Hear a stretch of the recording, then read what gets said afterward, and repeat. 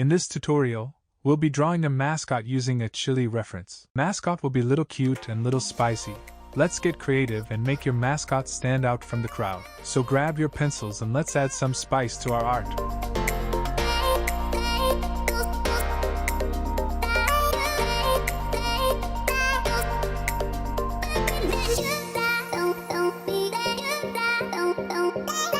A Chilli mascot can be a great fit for brands that use chili in their products.